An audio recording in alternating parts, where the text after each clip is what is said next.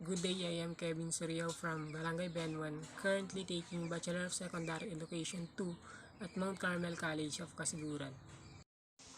And today I will be discussing about the ways to assess grammar skills. First, let us define what is grammar skills. Grammar skills. It is the ability to communicate clearly using written language. You know how to use words and punctuation to get your meaning across in a way that most reader can understand. Grammar is the structural foundation of our ability to express ourselves. Good grammar knowledge enables you as a writer to understand what makes a piece of writing successful so that it will capture both the interest and understanding of the reader. Grammar is important because it provides information that helps the reader's comprehension. It is the structure that conveys precise meaning from the writer to the audience, eliminate grammatical errors from your writing, and reward your readers with a clear communication.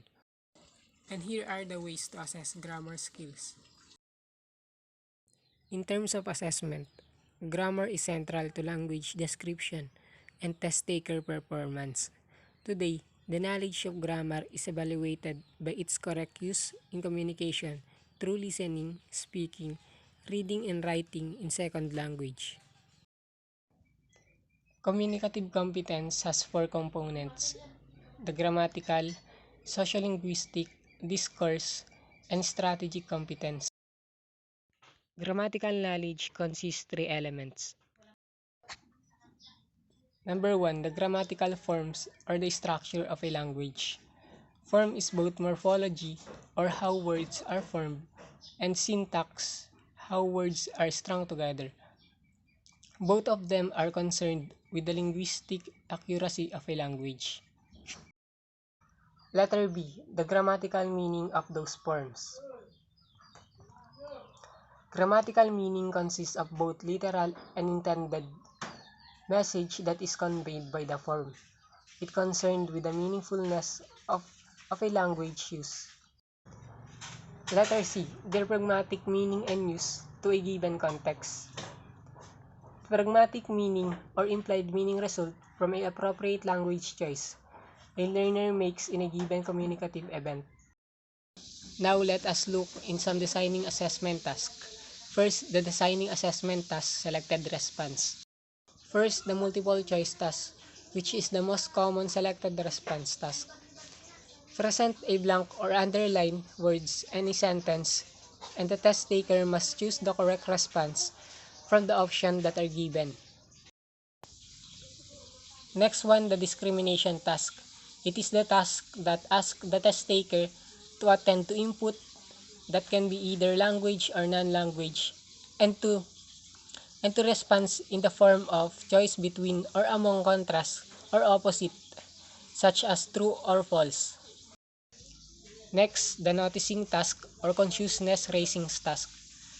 Test takers are asked to indicate that they have identified a specific feature in the language sample. Next, let's look at the designing assessment task, limited production. First, at the designing assessment task, limited production, is the gap filing task.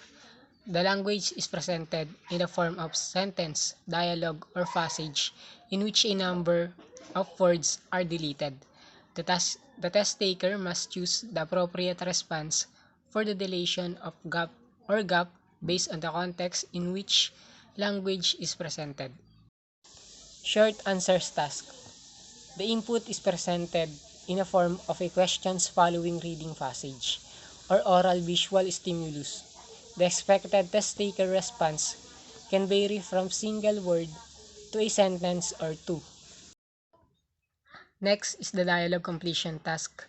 Here, the input is presented in the form of a short conversation or a dialogue in which a part of the exchange or the entire exchange is left blank and the expected response meant to be grammatically correct. Let's move on the last designing assessment task, which is the designing assessment task, extended production. First is the information gap task. Present the input in terms of incomplete information. That is, one test taker is given half or sum of information, and another test taker is given complementary information. Both test taker then have questioned each other to get all information. The last one is role play or simulation task. The input present test taker with a language or non-language prompt that asks them to take on a role or stimulate a situation to solve a problem, make decision, or perform some transaction collaboratively. That would be all. Thank you for listening.